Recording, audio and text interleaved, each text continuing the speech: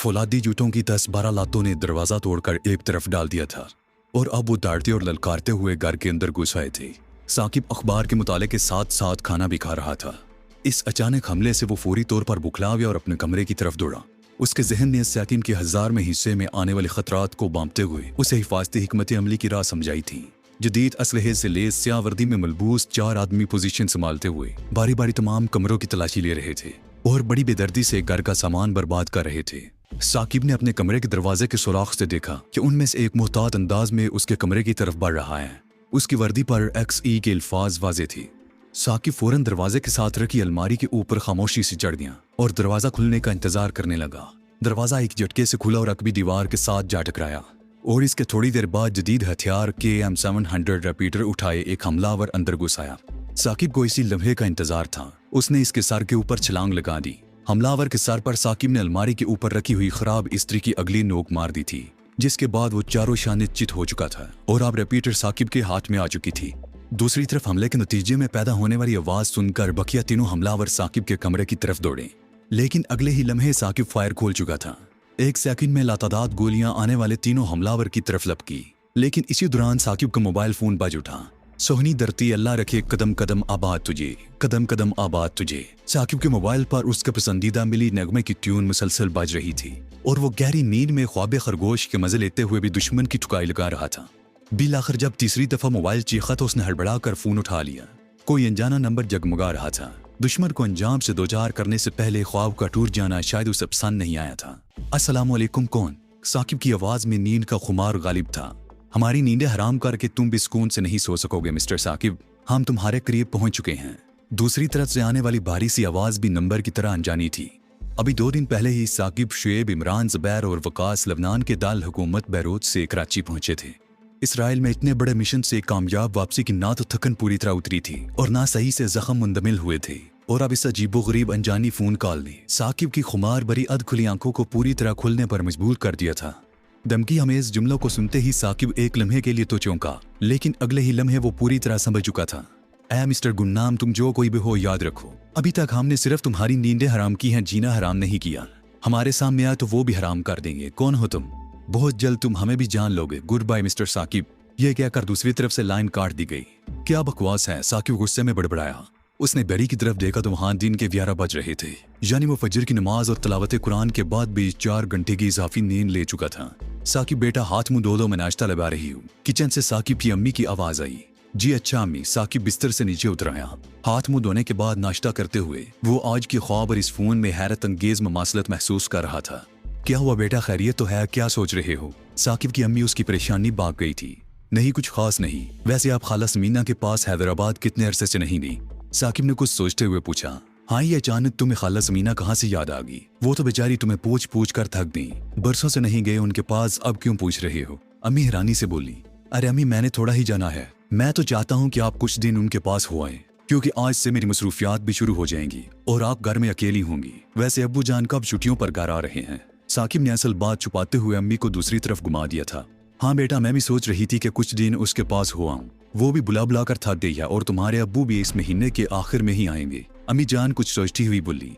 तो फिर ठीक है, आप तैयारी करें, सुलेमान और रस्मा को भी तैयार करें। मैं आज मास्टर खान की तरफ जाते हुए आप लोगों को बस अड्डे तक छोड़ दूंगा। साकिब का बस नहीं चल रहा था, वरना वो अभी की अभी अम्मी और बहन भाई को हैदराबाद छोड़ा था। दरअसल वो किसी भी किस्म का खतरा मोल नहीं लेना चाहता था, क्योंकि उसकी छठी हिस्स ने ख्वाब के ज़रिए उसे खबरदार कर दिया था। साकिब अपनी अम्मी को हैरानी और परेशानी में छोड़कर फोन की तरफ लपका। अब वो मास्टर खान का नंबर डायल कर रहा था। हेलो, अस्सलाम वालेकुम, Khan speaking. Master Khan phone उठाते ही गोया हुए। वालेकुम सलाम master Khan, I am Saqib speaking. Saqib master Khan की आवाज सुनते ही बेताबी से बोला। जी साकिब बेटा, खैरियत तो है? कुछ थकन वगैरह उतरी तुम्हारी? मास्टर खान साकिब के लहजे से अंदाजा लगा रहे थे कि कुछ गड़बड़ है। जी अंकल, बिल्कुल खैरियत है, मैं आपके पास आना चाह रहा था। ठीक है, आ जाओ, मैं तुम्हारा मुंतजिर रहूंगा। मास्टर खान ने बगैर किसी तरद्दुद के जवाब दिया। अम्मी, सुलेमान और रस्मा को बस स्टैंड पर गाड़ी में सवार कराने के बाद वो ठीक 3 बजे मास्टर खान के ड्राइंग रूम में सोफे से पुष्ट कर ठंडी सांसें ले रहा था। हाँ साकिब बेटा, आप बोलो, क्या बात है? तुम मुझे कुछ घबराए घबराए से लग रहे हो। मास्टर खान साकिब की परेशानी बांपते हुए बोले, और फिर साकिब ने ख्वाब से लेकर फोन तक की सारी दास्तान उनके गोश गुजार कर दी। ओह, तो ये बात है। मास्टर खान एक लंबी सांस लेते हुए बोले, यानी तुम समझती हो कि अब हम सब के घर भी खतरे में है? बिल्कुल हमें मोहतात रहना होगा, हमारा दुश्मन इतनी आसानी से हमारा पीछा नहीं छोड़ेगा और ना हम। मास्टर खान गुरिल्ला फाइटर्स के बाकी 4 मेंबरान को फोन पर हदायत देने लगे। हाँ भाई, 1 घंटे के अंदर अपने अपने घर खाली कर दो और मरकज पहुंचो। आज शाम 5 बजे मीटिंग वहीं पर होगी। क्लिफ्टन में वाकई 400 गज का बंगला इनका हेडक्वार्टर था, जहां पहले भी इनके अजलास हो चुके थे। 5 बजने में अभी 15 मिनट बाकी थे, जबकि जुबैर के अलावा बाकी तमाम साथी पहुंच चुके थे। यार साकिब, ये तो जबरदस्त एडवेंचर हो गया। यानी अगर तुम्हारा मोबाइल थोड़ी देर बाद बजता तो उन तीनों बेचारों की बीच छुट्टी हो जानी थी जो मरने से बच गए थे। साकिब का ख्वाब सुनने के बाद इमरान ने हंसते हुए तबसरा किया तो सारे साकिब मुस्कुराने लगे और साकिब मसनूई गुस्से से इमरान को घूरने लगा। और अगर मोबाइल थोड़ी देर पहले बजता तो वो भी बच जाता जो सबसे बड़ा बेचारा था, मेरा मतलब जो स्त्री के नीचे आकर मर गया। वकास ने भी शोशा छोड़ा और साकिब के अलावा सब हंस पड़े। वैसे साकिब, यहाँ आने से पहले अलमारी के ऊपर स्त्री तो चेक करके आए हो ना, कहीं ऐसा ना हो कि वो आ जाए और तुम स्त्री ढूंढते फिरो। शुएब ने जुमला कसा तो सबके कह के उबल पड़े और अब की मर्तबा सबसे ऊंचा कहका साकिब ने लगाया था। बहुत खूब भाई, बहुत खूब। मास्टर खान भी शुएब के जुमले पर उसे दाद दिए बगैर न रह सके। वैसे एक बात और भी है, पहले साकिब की छठी ही हमें छठी का दूध याद दिला देती है। अब छठी ही इसके साथ साथ छठी के ख्वाब भी आने लगे हैं, खुदा खैर करे। मास्टर खान भी आखिर मौका का फायदा उठाए बगैर न रह सकी, लेकिन ये जुमला अदा करते हुए उन्होंने हाथ बढ़ाकर अपना ईद के साथ साकिब को अपने साथ लगा लिया कि कहीं वो महसूस न करे। और ठीक 5 बजे जब वो मीटिंग का आगाज कर रहे थे, इसी असना में जुबैर भी पहुंच चुका था और मुख्तसर सी आगाही भी हासिल कर चुका था। सबसे पहले तो मैं अपने बहादुर शाहीनों को दुश्मन की सरजमीन से कामयाब कार्रवाई के बाद वतन वापसी पर मुबारकबाद पेश करता हूँ। मास्टर खान ने गुफ्तगू का आगाज करते हुए मुबारकबाद दी तो पांचों के मुस्कुराते हुए चेहरे एक लख्त संजीदा हो गए और शुएब बोला, सर ये तो सब अल्लाह की ताईद और नुसरत और आपकी मेहनत और अखलास की बदौलत मुमकिन हुआ, वरना हम तो कभी सोच भी नहीं सकते थे कि इतनी बड़ी इस्लाम दुश्मन ताकत के चक्के छुड़ा देंगे। मैं क्या, मेरी बसात क्या, मैं तो तुम लोगों को जमा करने का सबब बन गया। और खुशी की बात यह है कि तुम लोगों ने तवक्कुआत से बढ़कर कामयाबियां हासिल की है। मास्टर खान ने अजीज़ो इंकसारी के साथ साथ एक मरतबा पांचों मेंबरान को उम्मीद से बढ़कर कामयाबियों के हुसूल पर खराज तहसीन पेश किया। सर, हम एक मकसद के तहत पाकिस्तान वापस आए हैं, वरना शायद अभी तक दुश्मन के दांत खट्टे कर रहे होते। लेकिन ऐसा महसूस होता है कि दुश्मन हमारे पीछे हमारे मुल्क में दाखिल हो चुका है। साकिब जो मीटिंग की कार्रवाई नोट कर रहा था, असल मौजू की तरफ आते हुए बोला, ना सिर्फ हमारे मुल्क में दाखिल हो चुका है बल्कि धमकी अमेज फोन करके हमें खौफजदा करना चाहता है। शुएब का इशारा उस गुमनाम फोन की तरफ था जो साकिब को मौसूल हो चुका था। सर, जब हम दुश्मन को उसके मुल्क में नुकसान पहुंचा सकते हैं तो अपने मुल्क में ये काम और आसान होगा। वकास जज्बाती अंदाज में बोला, नहीं, मेरे ख्याल में तुम गलती कर रहे हो। दुश्मन मुल्क में हम खुलकर कार्रवाई कर सकते हैं और हमने की, लेकिन अपने मुल्क में हमें बहुत मुहतात तरीके से काम करना पड़ेगा और दुश्मन किसी भी नुकसान की परवाह किए बगैर खुलकर कार्रवाई करेगा। तुम लोग मेरी बात समझ रहे हो ना? मास्टर खान वकास की बात का जवाब देते हुए बोले, सर, इसका मतलब है कि हमें मुल्क के हालात को पेश नजर रखते हुए दुश्मन के खिलाफ पूरी हिकमत अमली तैयार करनी चाहिए, क्योंकि दुश्मन हमें ट्रेस कर चुका है और हमारे पास वक्त बहुत कम है। जुबैर ने कुछ सोचते हुए अपनी राय पेश की। बिल्कुल मैं इसी तरफ आ रहा था और आज का हंगामी इजलास बुलाने का बुनियादी मकसद भी यही था। ये कहते हुए मास्टर खान ने वो सुर्ख फाइल खोली जो वो अपने साथ लेकर आए थे। ये वही खुफिया फाइल थी जो गुरिल्ला फाइटर्स की मेंबरान ने इसराइल में रहते हुए खुफिया ज़राए से हासिल करके मास्टर खान को भिजवाई थी, जिसमें 30 साल कबल की गई मनसूबाबंदी दर्ज थी, जिसमें ना सिर्फ इस्लामी जमहूरिया पाकिस्तान को यहूदियत के लिए मुस्तकबिल का सबसे बड़ा खतरा करार दिया गया था, बल्कि इसे निशाना बनाकर टुकड़े टुकड़े करना था। जिसमें दर्ज था कि पाकिस्तान में मौजूद नुमाया मजहबी फिरकों को शिया और सुन्नी के नाम से लड़ाकर कत्लो गारतगरी का बाजार गर्म किया जाएगा और इसके साथ साथ सुन्नियों के मुख्तलिफ मसलकों मसलन देवबंदी, बरेलवी और अहले हदीस के छोटे छोटे अख्तलाफी मसाइल को साजिश के जरिए भड़काकर तमाम मुसलमानों को आपस में दस्तो गिरेबान कर दिया जाएगा, जिससे मुल्क का अक्सरियती इस्लाम पसंद तबका मुख्तलिफ टुकड़ों में बढ़ जाएगा। बिल्कुल इसी तरह मुख्तलिफ ज़बान बोलने वाले मुसलमानों को सिंधी, पंजाबी, बलोची, पश्तो और महाजर के नाम पर मुल्की वहदत, अखुवत, मोहब्बत और भाईचारे को पारा पारा कर दिया जाएगा। इसके बाद अपनी मर्जी के नाम नहाद मुसलमान लीडरों को खरीद कर इन्हें इख्तियार बख्शा जाएगा और फिर अपनी मर्जी के फैसले मुसल्लत करके पाकिस्तानी अवाम को एक मरतबा फिर गुलाम बना लिया जाएगा। सर, शायद ये वही फाइल है जो शुएब ने सुर्ख फाइल पहचानते हुए कुछ कहना चाहा तो मास्टर खान बात करते हुए बोले, जी हाँ, आप सब ने सही पहचाना। ये वही सुर्ख फाइल है जिसमें नाम निहाद नापाक रियासत इसराइल का वो नापाक मंसूबा दर्ज है, जिसमें एक पाक वतन और पाक कौम पाकिस्तान की आज़ादी और सालमियत को नुकसान पहुंचाना है। लेकिन याद रहे ये 30 साल पहले की साजिश है जिसे अमरीकी थिंक टैंक ने तैयार करके इसराइल के हवाले किया था, लेकिन हर 5 से 10 साल के दौरान वो इसमें ज़रूरत के मुताबिक जायज़ा और तब्दीली अमल में लाते रहते हैं। सारी अमेरिकी थिंक टैंक तो मुकम्मल इसराइल के मुफाद के लिए काम करता है, फिर इसका नाम इसराइली थिंक टैंक क्यों नहीं रख लिया जाता? वकास गुस्से से बीचों ताब खाते हुए बोला, यहूदी बड़ा यार और मुकार साजिशी दुश्मन है। वो हमेशा दूसरों के कंधों पर रख कर बंदूक चलाता है ताकि खुद को महफूज रख सके। उसकी पॉलिसी हमेशा ये होती है कि दुनिया ये समझे कि दुनिया में जो कुछ फसाद हो रहा है वो अमेरिका कर रहा है और इसराइल उसका लाडला बच्चा और उसके मातहत है।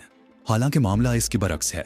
अमेरिका का सिर्फ सदर ईसाई होता है, वो भी सिर्फ बराए नाम। बाकी तमाम अहम जिम्मेदारियों पर यहूदियों का कब्जा है। अमेरिका का नायब सदर यहूदी, अमेरिकी खुफिया एजेंसी CIA का सरबराह यहूदी, वर्ल्ड बैंक का सदर यहूदी और इस तरह के सैकड़ों ओहदे यहूदियों के पास हैं। गुरेला फाइटर्स के 5 इमरान बड़े नहमाक से मास्टर खान की गुफ्तगू सुन रहे थे।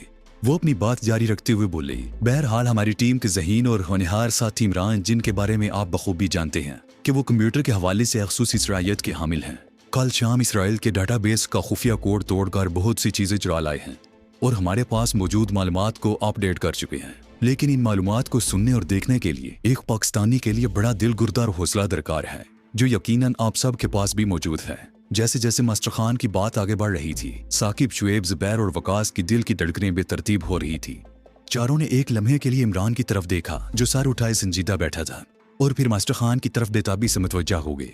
इसी दौरान मास्टर खान ने मेज पर रखा हुआ मल्टीमीडिया ऑन कर दिया और मास्टर खान की अकब में लगी स्क्रीन पर दुनिया का नक्शा रोशन हो गया, जिसमें मुख्तलिफ ममालिक मुख्तलिफ रंगों से वाज़े थे। सर, ये तो आम सा दुनिया का नक्शा है, इसमें खास बात क्या है? ज़ुबैर ने सरसरी तौर पर देखते हुए मास्टर खान से इस्तिफामिया अंदाज में पूछा तो मास्टर खान बोले, ये अमेरिकी थिंक टैंक के थ्योरेटिकल डिपार्टमेंट का तैयार करदा 2025 का नक्शा है।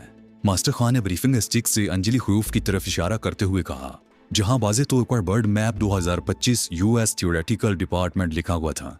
जरा इस नक्शे में पाकिस्तान को देखें। पांचों की नजरें पाकिस्तान की तरफ गईं और उनकी आंखें फटी की फटी रह गईं। दुनिया के नक्शे में पाकिस्तान को बहुत छोटी सी रियासत के तौर पर दिखाया गया था। ओ, पाकिस्तान के खिलाफ इतनी बड़ी साजिश! वकास के मुंह से गुटी गुटी सी आवाज निकली। नाकाबिले यकीन ज़ुबैर सर पकड़ते हुए बोला, जी हाँ, साजिश तो इससे भी बड़ी है, यानी सिर्फ पाकिस्तान के खिलाफ नहीं बल्कि आलम इस्लाम के खिलाफ। और ये साजिशें आज से नहीं हो रही, बल्कि जब से हमारे प्यारे आका नबी मेहरबान मोहम्मद मुस्तफ़ा सल्लल्लाहु अलैहि वसल्लम ने इस दुनिया में इस्लाम का परचम लहराया है, उस वक्त से यहूदी और ईसाई इस्लाम के खिलाफ सरगर्म हैं। लेकिन नबी अकरम सल्लल्लाहु अलैहि वसल्लम ने इनकी हर साजिश का न सिर्फ मुंह तोड़ जवाब दिया, बल्कि इनको इनकी बस्तियों से भी निकाल बाहर किया और वो अपनी किसी साजिश में कामयाब न हो सके। ये जुमले अदा करते वक्त मास्टर खान के चेहरे पर मौजूद बेपनाह एतमाद पांचों लड़कों के लिए काफी तकवीयत का बायस था। वाकई सर, हमारे पास हक की ताकत है और उनके पास बातिल कुव्वत है, और कुरान में साफ साफ फरमा दिया गया है, जाल हक को, हक आ गया और बातिल मिट गया, और बातिल तो है ही मिटने के लिए। साकिब पुरज़म लहजे में बोला तो सब की जुबानों पर इंशाअल्लाह के अल्फाज जारी हो गए। हाँ, तो मैं आपको बता रहा था कि अमेरिकी थिंक टैंक मुख्तलिफ अदारों में दुनिया के नक्शे पर तब्दीली करती रही है और फिर हालात के मुताबिक इनमें रद्दोबदल करती रहती है। इस बात का अंदाजा आप इस तरह लगाइए कि अमेरिकी थिंक टैंक ने सबसे पहले 1941 में 2025 का नक्शा पेश किया था। मास्टर खान गुफ्तगू के दौरान सांस लेने को रुके तो ज़ुबैर ने सवाल पूछते हुए कहा, लेकिन सर, उस वक्त तो पाकिस्तान भी वजूद में नहीं आया था। बिल्कुल, आपने बिल्कुल दुरुस्त कहा, पाकिस्तान उसके बाद ही वजूद में आया था। लेकिन जैसा कि मैं आपको पहले बता चुका हूँ कि दुश्मन का मकसद सिर्फ पाकिस्तान को कमजोर करना नहीं, बल्कि वो इस्लाम को नीचा दिखाना चाहता है। 1941 के तैयार करदा नक्शे में उसने दूसरे इस्लामी ममालिक को निशाना बनाकर टुकड़े टुकड़े किया था। लेकिन जब 1947 में पाकिस्तान वजूद में आया तो इनको अपनी साजिश नाकाम होती महसूस हुई, क्योंकि खालिस इस्लाम के नाम पर किसी मुल्क का क़याम यहूद नसारा के लिए इंतहाई खतरे का पैगाम था। लिहाजा 1950 में उन्होंने दोबारा नए सिरे से नक्शे को तरतीब दिया और सिर्फ पाकिस्तान ही नहीं बल्कि मुसलमानों के मुकद्दस और मोहतरम शहर मदीना मुनव्वरा को, जहां हमारे प्यारे नबी हजरत मोहम्मद सल्लल्लाहु अलैहि वसल्लम का रोज़ा मुबारक भी है, सऊदी अरब से अलग करके नाम निहाद नापाक इसराइल का हिस्सा दिखाया गया है। मास्टर खान रोज़ा पाक का जिक्र करते हुए काफी जज्बाती हो गए थे और उनका अंदाज नबी करीम सल्लल्लाहु अलैहि वसल्लम से वालिहाना इश्क का भरपूर इजहार कर रहा था। मास्टर, यहूदियों की ये जुर्रत, वो हमारे मुकद्दस शहर मदीना मुनव्वरा की तरफ आंख उठाकर देखें। खुदा की कसम, मैं इनकी आंखें बाहर निकाल कर फेंक दूंगा।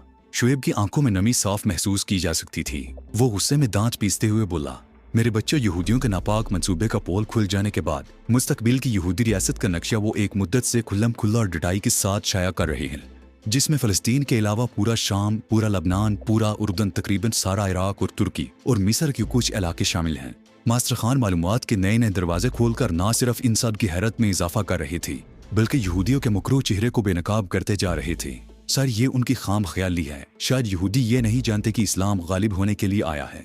इंशाल्लाह हम यहूदियों के नापाक मंसूबों को खाक में मिला देंगे। इमरान काफी देर बाद गुस्से से फट पड़ा